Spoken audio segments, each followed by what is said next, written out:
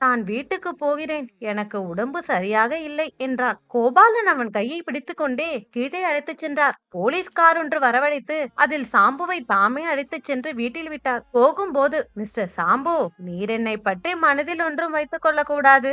நான் உங்களுக்கு தவறான தடயங்களை சொன்னதை வெளிப்படுத்தாமல் இருந்த பெருந்தன்மைக்கு எப்படி நன்றி சொல்வதென்றே தெரியவில்லை என்று சொல்லிக் கொண்டு சென்றார். சாம்புவுக்கு செட்டியார் 200 ரூபாய் அனுப்பினார். சாம்பு அவருக்கு நன்றி தெரிவிக்க போன போது ஞாபகமாக ஒரு பம்பரம் வாங்கி கொண்டு போனான். குழந்தை தங்கவேலுவிடம் கொடுத்தான். ரொம்ப நன்றி மாமா, நான் வீட்டிலே தேடி பார்த்தேன். என் பம்பரம் அகப்பட்டு விட்டது. நீங்க பெரிய துப்பறிபவர்னு அப்பா சொன்னார். அதனால ஒரு பம்பரம் கெட்டு போனாலும் 2 பம்பரமா அகப்படுகிறது என்றான். வழக்கம் போல திருடங்கிட்டே திருடனை கண்டுபிடிக்க ஹெல்ப் கேட்டிருக்காரு நம்ம சாம்பு. ஒரு வழியா அதிர்ஷ்டத்தால இந்த கேஸையும் நல்லபடியா முடிச்சிட்டாரு. அடுத்து என்ன கேஸ் எடுக்க போறாரு அடுத்த கதையில் கேட்கலாம். இந்த ஸ்டோரி உங்களுக்கு பிடிச்சிருந்தா மறக்காம நம்ம பேஜை ஃபாலோ பண்ணி சப்போர்ட் பண்ணுங்க. பயோல யூடியூப் லிங்க் இருக்கு. நம்ம யூடியூப் பேஜையும் சப்ஸ்கிரைப் பண்ணி சப்போர்ட் பண்ணுங்க. நன்றி.